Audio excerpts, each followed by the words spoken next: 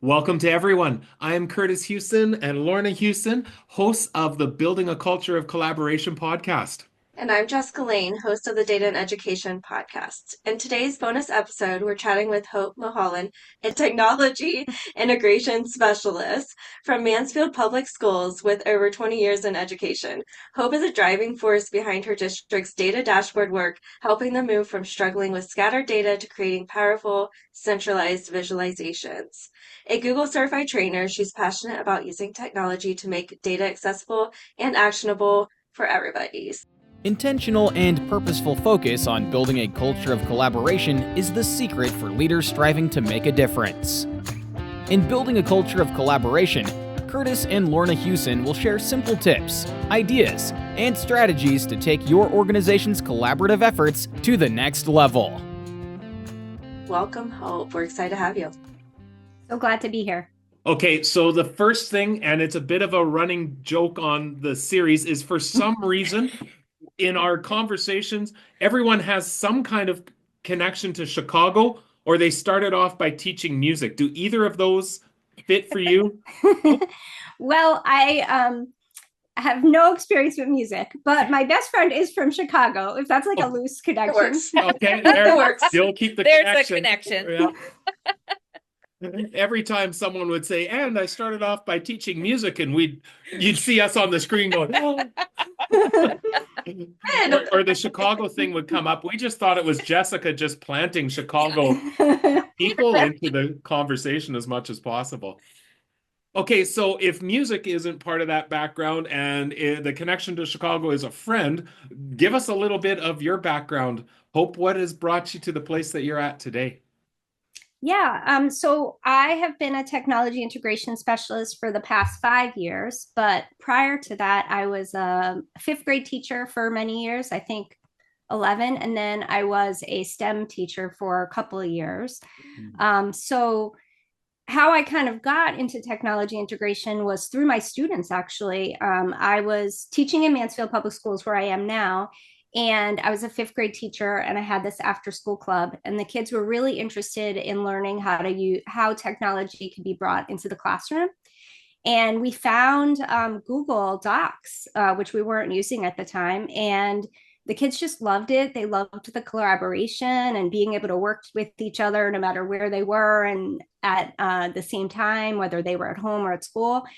And so I really started helping my district roll it out into not just my classroom, but other classrooms. And then eventually we started to get Chromebooks for all the students. And I just ended up in this kind of dual role of being a fifth grade teacher, but also helping teachers with technology in the classroom. And it really all came from my students' excitement. And then I really felt that I was at that point in my career where I needed to try to focus on technology full time. And so I ended up leaving Mansfield for a few years. I became a STEM teacher, which was really a great experience because I got to work with kindergarten through fifth grade students and really see technology in a different way and get to experience a different position in schools. And then became a full-time technology integration specialist. And then later, I actually was able to come back to Mansfield because during the pandemic, they actually made a technology integration specialist position. And then after the pandemic was over, the teacher that was in that role left, and they had an open position, and I applied and got accepted. So kind of full circle, I got excited about technology in Mansfield and then ended up coming back. And now I work full-time there as the technology integration specialist. I always love the reminder of nothing starts out as complex as what you see at the moment. And I love it started with us exploring some Google Docs with a bunch of kids. We had on our podcast a few months ago, a principal at a rural school here in Alberta where they've got hydroponic labs and barns with animals, and they basically have an in-school farm, and there's only like 80 kids in this entire school, but they have livestock that they're selling and training and whatnot. And then they've got an international program starting with these in the residences that they're building around the school. And you listen to it and go, oh my goodness, this is overwhelming. How'd you start? And he goes, We started with a garden in the back of the school. And an interest of the kids in Yeah. the The community. kids wanted to make a garden, so we made a garden. Yeah. I've tried that's- starting a garden in the background of my yard, but it didn't go very far. Not that far.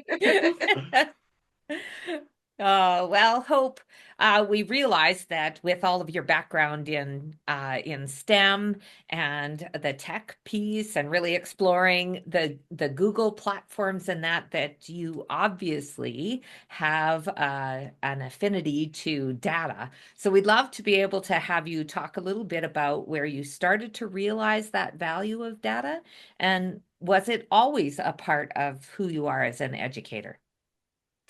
Yeah, I think it started pretty early in my teaching career because my very first full-time teaching position, I was on the district data team. And so we did a lot of professional learning about it and how to look at data and really see how that can improve student learning.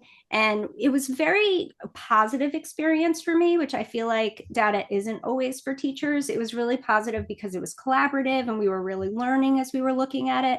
And so I think from very early in my career, I saw how it could be a powerful, positive experience for teachers.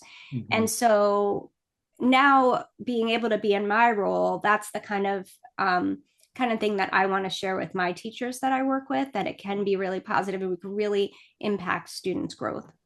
Mm-hmm. I love that focus on it's not data for data's sake, but the most important question is, what are we going to do with this?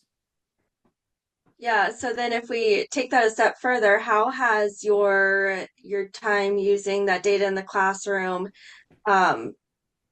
back when you were a teacher, how does that then inform how you work with teachers now in implementing technology and using data in their own classrooms? Mm-hmm. Yeah, I think I'm really lucky that I was a classroom teacher for so many years because it's really helped me in all aspects of becoming a technology integration specialist.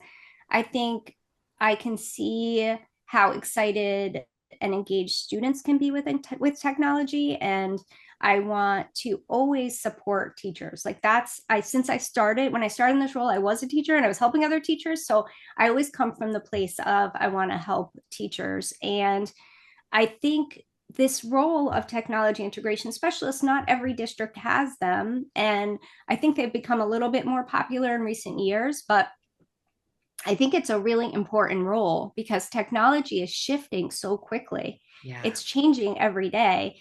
And if you don't have someone dedicated in the position who's really keeping an eye on how it's changing, and being able to support teachers through those changes and seeing how it could be best used in the classroom to support students, then it's very hard to keep up with all of it.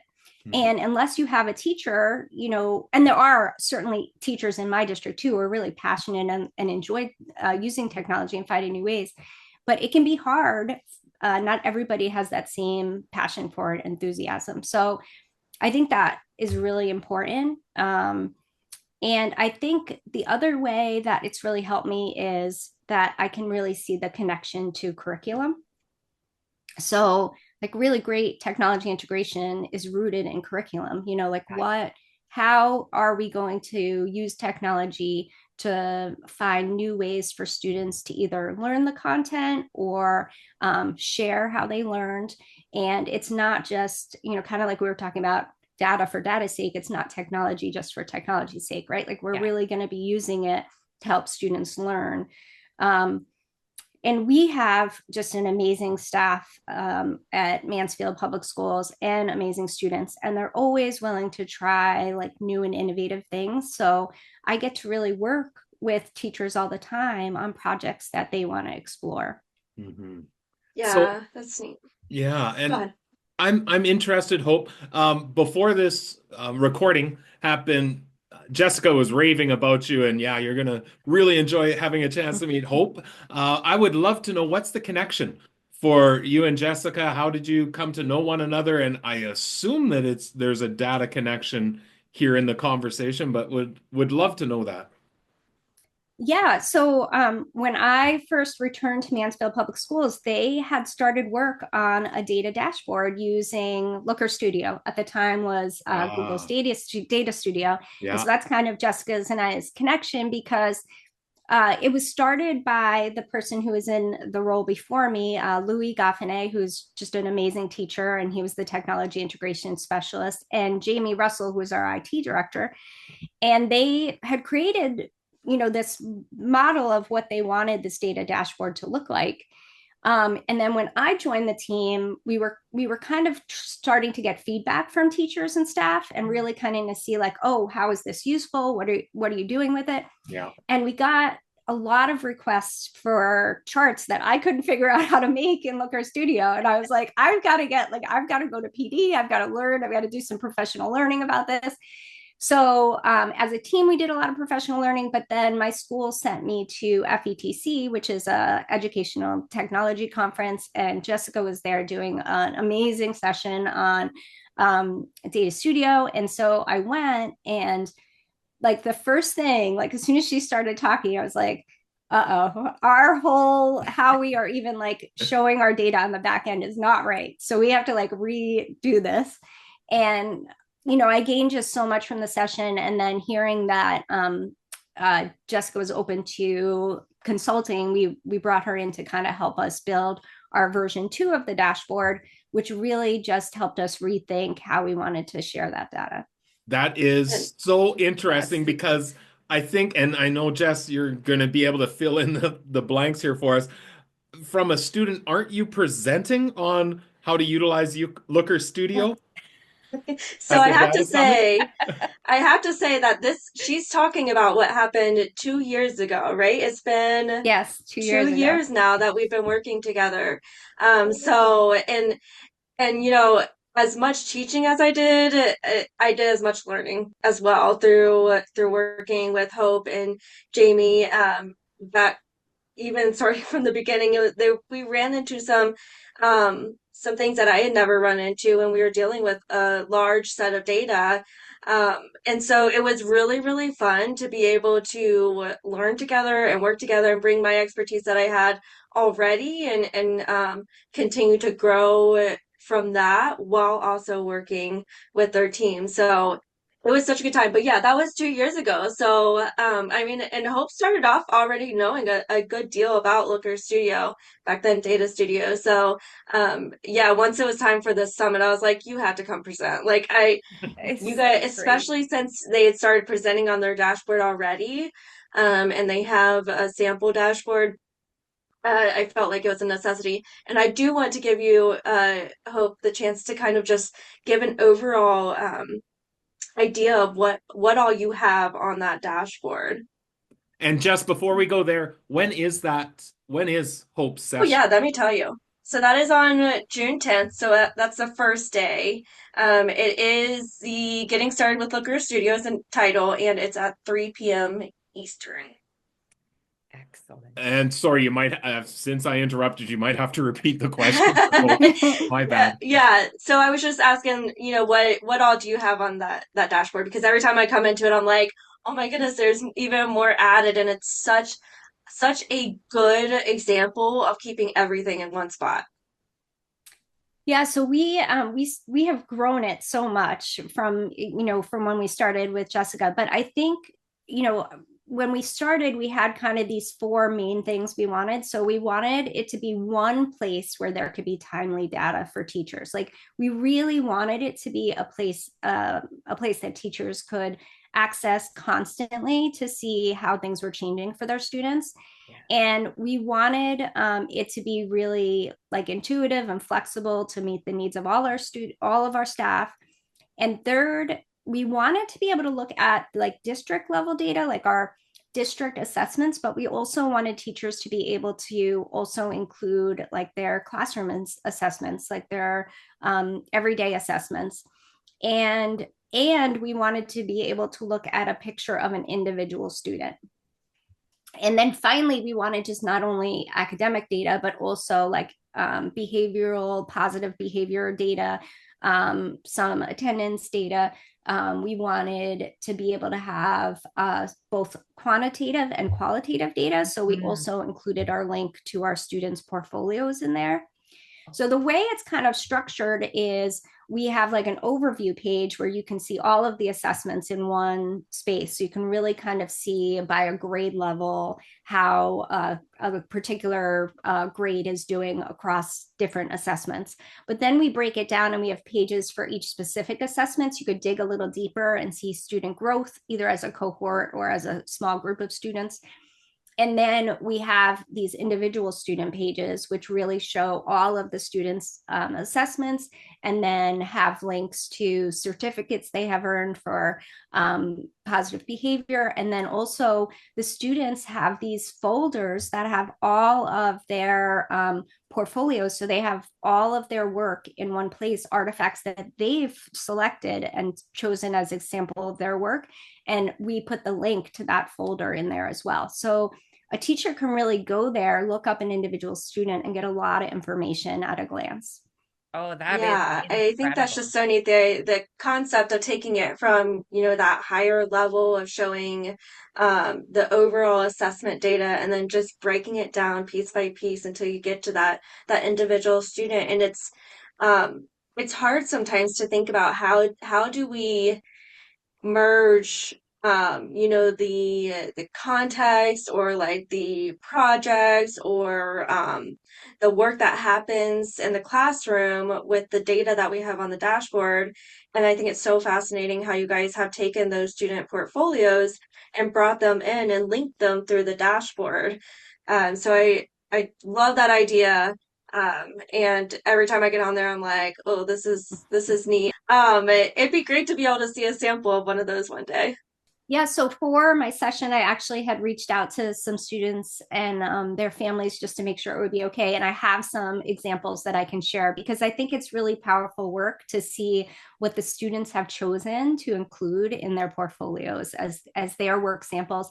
And it doesn't have to be, a finished piece or even the most polished thing, but just something that they felt was either challenging to them or something that really helped them grow as a learner. So I'm excited to share some of those examples as well and see how that really comes together on our dashboard.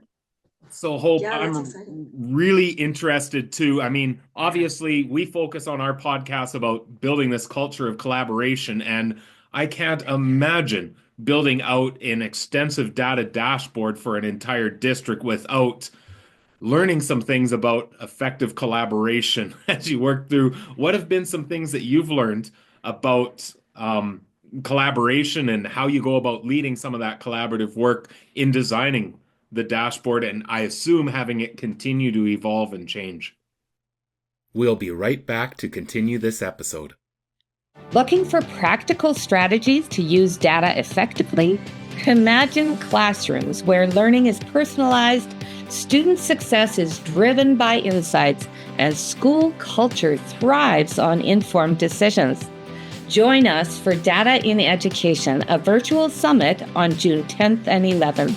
Discover new strategies from fellow educators and experts on data visualization, data culture, and data literacy.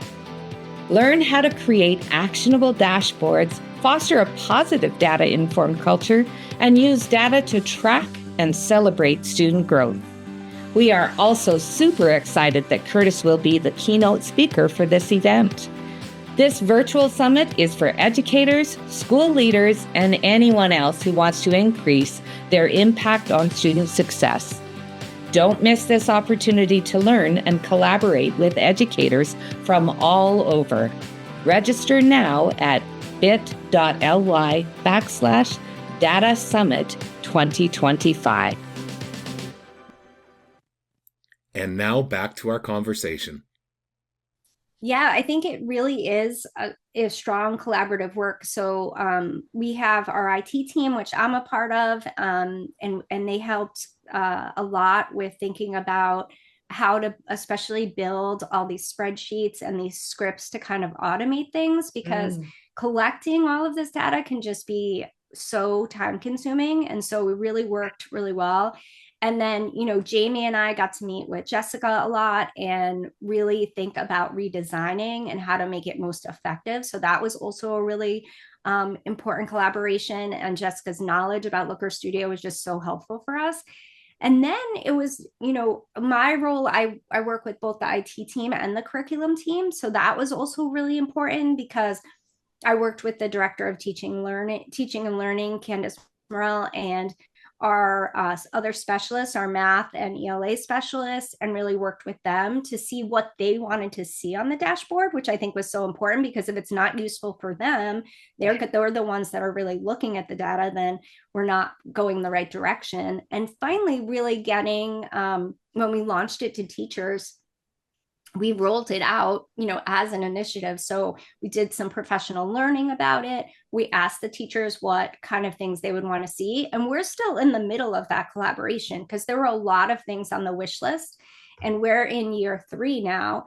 And there are some things we haven't gotten to yet. When you're dealing with these large amounts of data, you have to think about how do we get everything we want, but still have it be really efficient. Yeah. So right now we're actually going to be working on how we can move maybe to even BigQuery or some other things to kind of increase the speed of our dashboard. And that's going to be a collaboration. I mean, we're hoping we'll bring Jessica in again.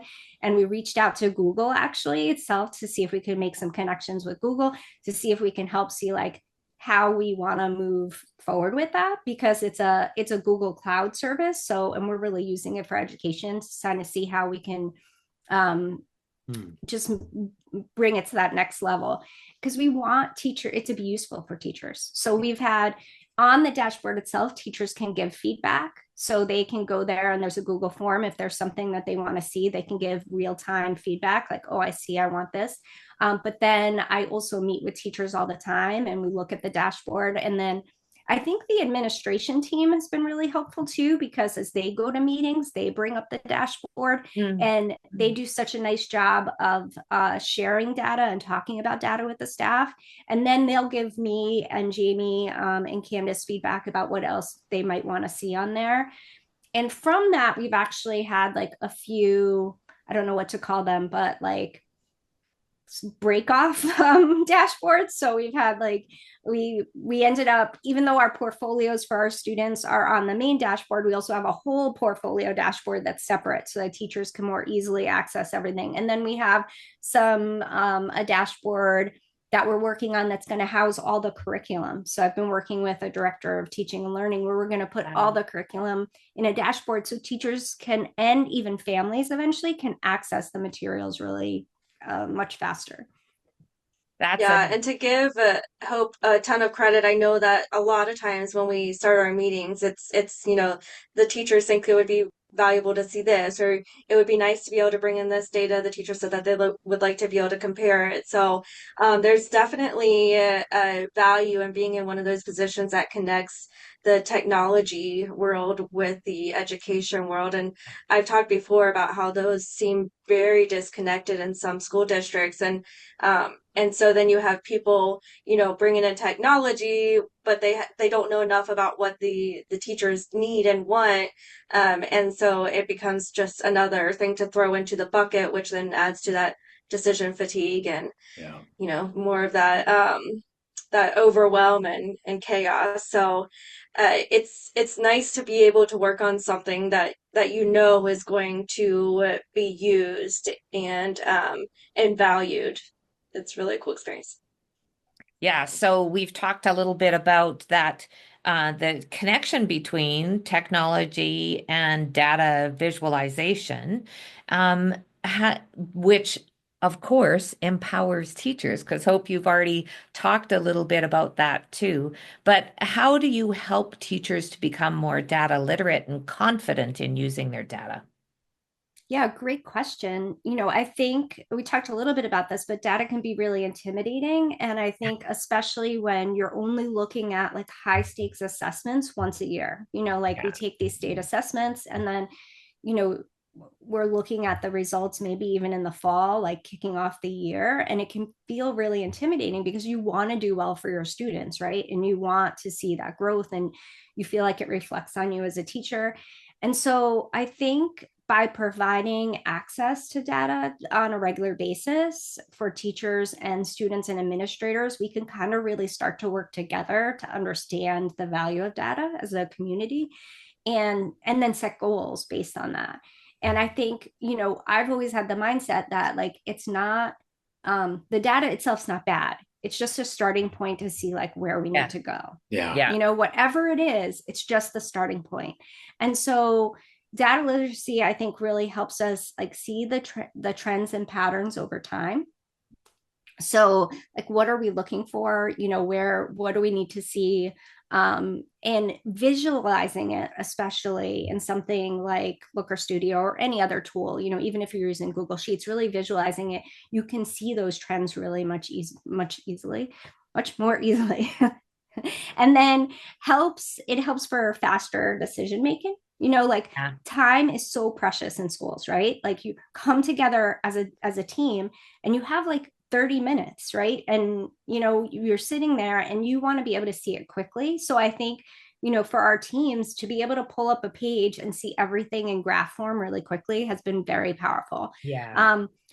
Really making it more accessible. I feel like some schools, or sometimes in the past, it's been kind of like, there's been a little bit of gatekeeping, and our district isn't like that at all. We want teachers to have access to everything. Like we want them to be able to see all the data. And then really, if there's any outliers or anomalies or something seems off, or I know sometimes even being able to identify bias in the data, like, is there anything that we're seeing this, and what is it because of something that we're unconsciously recording that we don't mean to be? And then finally, like really improving communication. So I think it gives us a starting point to have those conversations, whether they're tough conversations or not. And there's the data is that shows that it's really there, like whatever the issue is or whatever the trend we're seeing, good or bad, it's there. So I think that's empowering for teachers, because you're coming from a place where you have support for whatever your next steps are, or whatever your goal is that you're setting for yourself and your students.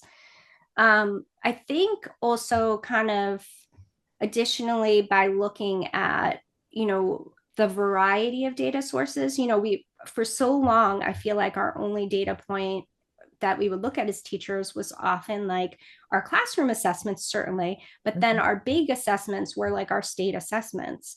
And what we've really tried to do in Mansfield with our dashboard is have a variety of assessments. So we have like iReady and SBAC, and then our like Bridges classroom assessments. And so we can really start to triangulate data and really see a more complete picture of a student, because when you only have one data point, we don't know what was going on with that student that day, right? Like anything could happen. So by seeing different data points, we can really kind of get a sense of what that student might need for next steps. And it's really important.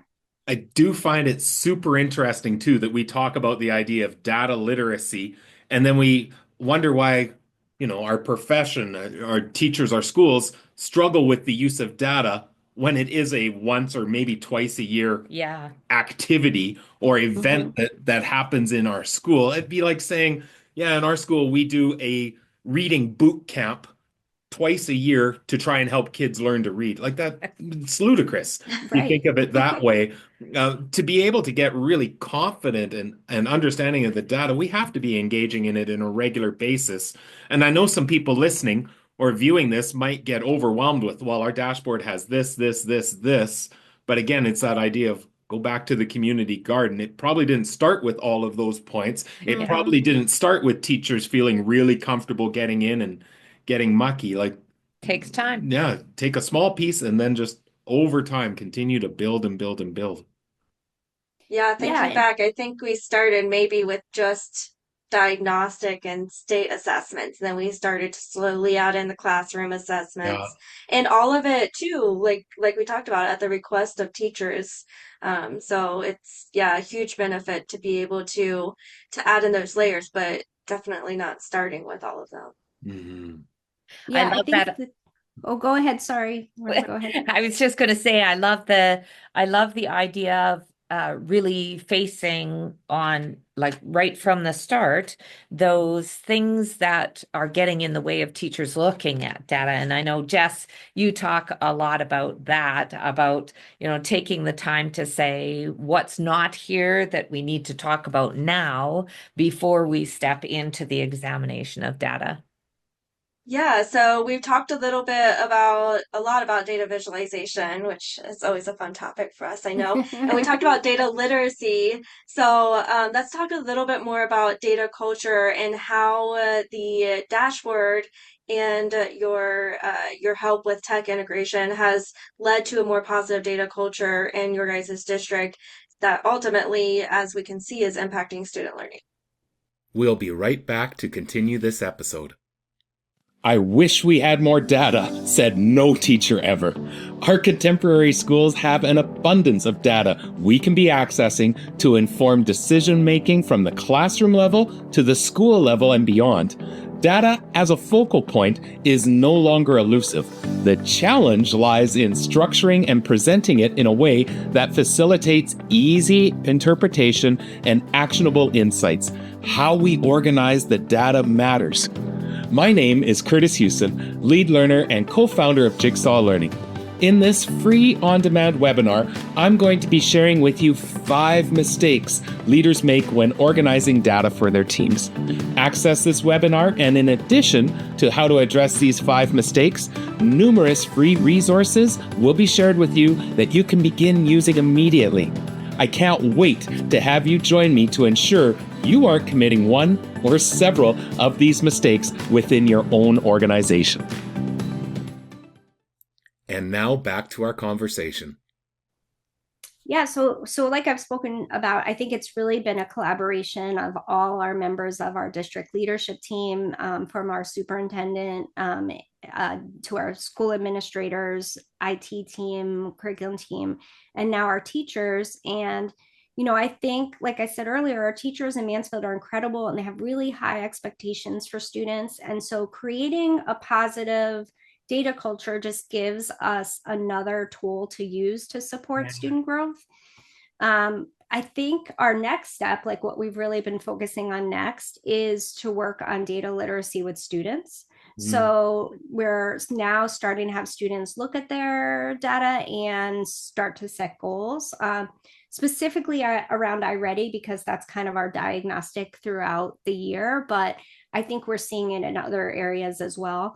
And I think it's important because we want students to be setting goals for their learning, but I think data literacy in general is really important for students because so much of the world that our students are entering in beyond the classroom is going to be driven by data. Yeah.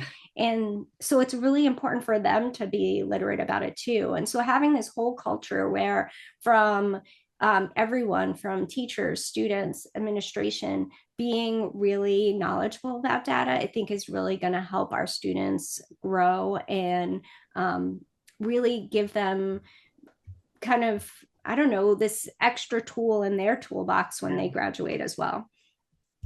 I also think that, having them see this connection between data literacy and having them make decisions about their goals and their artifacts of learning that they put in their portfolios gives them a lot of ownership of their learning as well. So yeah. I think the combination is really powerful for our students. So I'm excited about the work that we're doing. I know there's so much more that we want to do with the dashboard.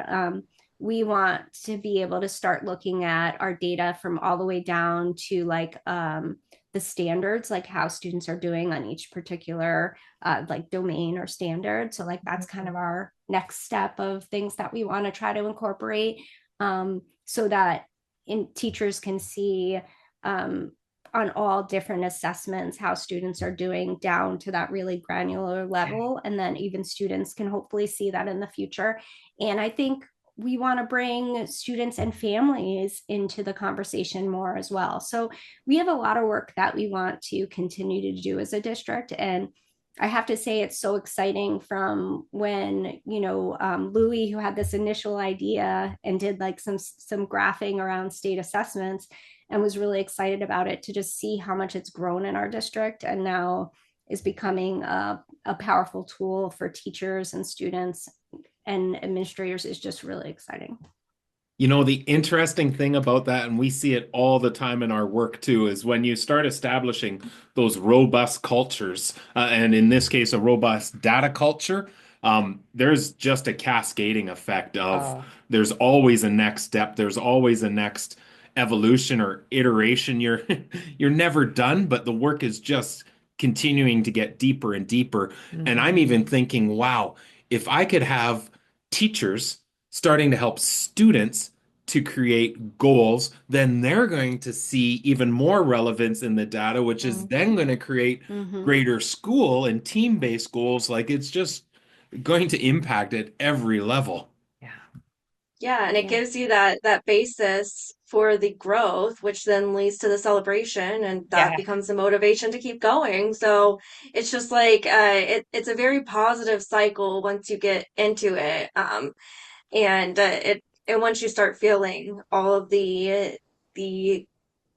celebrations and being able to see that growth is just amazing.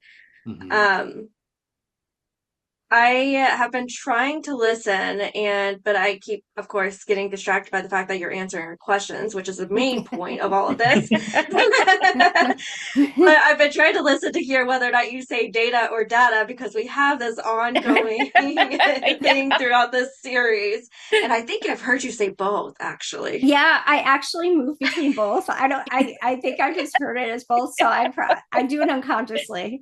Yeah, we do too. We're kind of feeling a little bit relieved because we were wondering if this was a Canadian American kind of data whatnot, but it kind of seems interchangeably universally, so that helps. Yeah, I think whatever comes out at the time, that's how you say it. That's what you go with. Okay, Jeff, I think at the data summit there needs to be some kind of contest that people can keep track to see if we can come up with a eventual. Yes, that's what we need. Yeah. Participants, have to how think many through times that. do you hear both? Trouble with that is that they'll only listen for that Yeah, and that's won't right. Yes. the important messages. But Yeah, I know she was see, talking. I know she was talking something about Looker Studio, but I heard her say data 12 times and data 16. I have to say, I was trying really hard and I got distracted by the actual answer. So maybe it'll work for them too. They'll be like data. Ooh, student portfolios. All right. So as we start wrapping up, I'd love to hear how anybody might be able to get in touch with you if they have more questions about what you're doing. I know you'll be presenting at the summit, of course. So people, please come watch her session, because there's so much cool stuff going on there. But beyond that, how could our listeners get in touch with you? Yeah, so I'm not on a lot of social media. Part of that might be the side effect of being a technology integration specialist and taking data privacy really seriously. But I am on LinkedIn, so anyone can reach me on LinkedIn, and my profile is on there, so you can connect with me through that. I'm on email. I don't know if you can put my email on there, Jess, but you certainly can. People can reach me by email. That would be great. And then, yeah, I'm really excited to be presenting at the Data and Education Virtual Summit. So if you want to see more, especially about how we've built and structured our dashboard, I'm going to show you some examples of what our dashboard looks like, and also have made some just fun examples that people can try and test while we're doing the session. Oh, that's awesome. So cool. Well, thank you so much, Hope, for joining us, and we really look forward to learning more from you in June. Wishing you all the best. Yes, Thanks so thank much. you. Thanks so much. Thanks for having me. All right, Jess, you had been raving about Hope before and the work that she's doing, and it was interesting how it started with this one focus and is built to what she's talked about here now. But I loved that idea and that reminder of data is your starting point. Yeah. It's the starting point for the ongoing conversation. And I think, again, that's a great reminder that when people are building dashboards and thinking about visualization, and just remembering at the end of the day, you create all of that. If you haven't created space for the conversation, you're probably not making the best use of your efforts.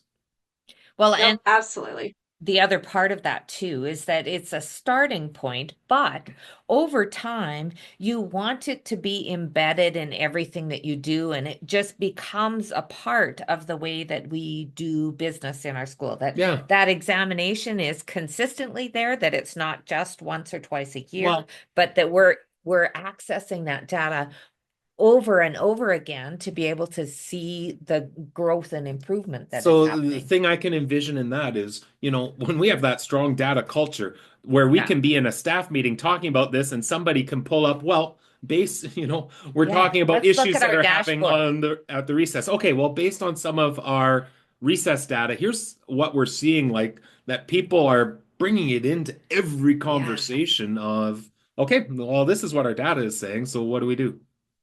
Yeah, exactly. It's been so much fun to watch the transformation of their district through the lens of Hope and Jamie, and being able to just like get excited with them about all of the ways that they can make their teachers' lives easier and make sure that they're all kind of aiming for that student success that they want.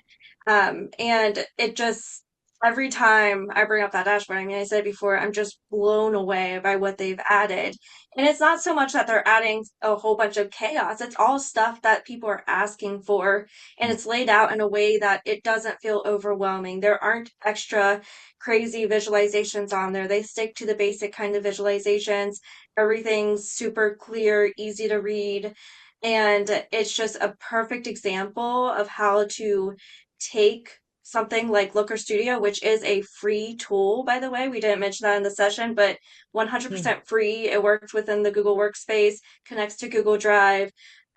So it's such a perfect example of how to take that free tool and really get the most out of it. And it's just so fun having Hope on here, knowing that I've been able to see her um, grow and learn so much in this realm. So So And it's a really pleasure. with that focus on meaningful data too, yeah. that they're Yes. they're pulling in data, but not just everything, like you said, Jess, not everything that they can find, but things that are actually going to have impact for their students. See, and I imagine somewhere there's a teacher listening or watching this going, "Oh, if they added that I had to go and look at a data dashboard on a regular basis, that's just one more thing in my job." But I think the understanding is anyone who's gone and engaged in that work starts to understand that actually this makes the work more efficient when I can come in and see, oh, here's an area to target. Okay, I can focus in on that next day. I had heard a system leader one time that said if we aren't utilizing data, we're probably spending a lot of time trying to address what we think Yeah. might be gaps or concerns that Mhm. may not be. He equated it to like throwing dartboards while blindfolded. You might hit the target, but think of how many darts you're going to waste to try and get there. Where if we can get it crystal clear on this is where we could go and what we could do, that efficiency is huge time Yes. savers. Yes. I love that analogy to throw in the darts. I think it makes so much sense. And I just always go back to that story that I have where, we brought the data into North College Hill Elementary, and we had it influencing so much of our academic process, and then expanding to attendance and behavior and social emotional. And yet that school had the least amount of turnover. So clearly it was not adding one more thing to their plates, Yeah, because I Yeah. I can tell you they had a lot on their plates and they were of still course. sticking around. So it had to have made it easier. Otherwise, we would have lost several along the way, and we did not.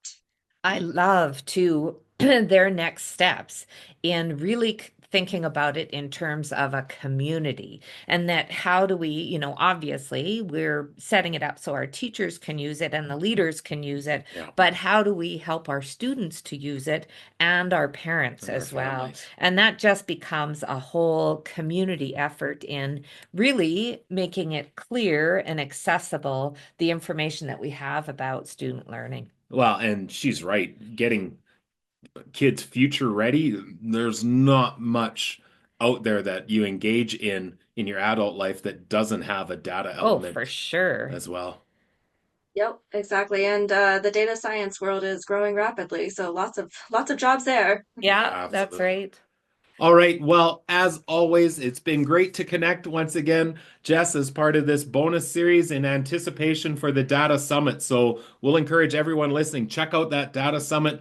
Not only is Hope sharing the how their district is utilizing Looker Studio, but there's a number of speakers. How many speakers is it altogether, Jess, that you have? I think we have 26. 26 That's my over the 2 days. approximation, but I'm pretty sure it's around like mid-20s.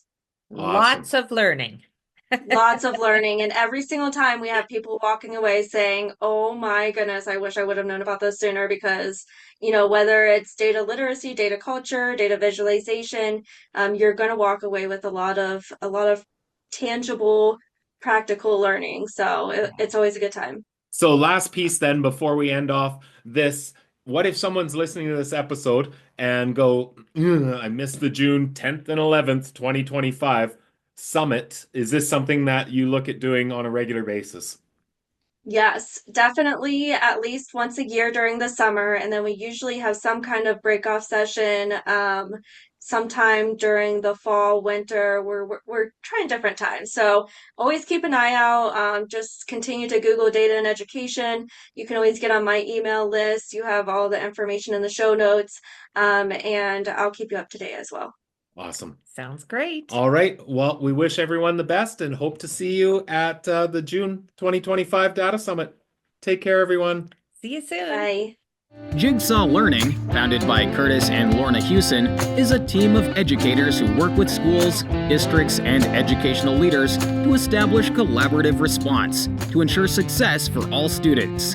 Because every child deserves a team.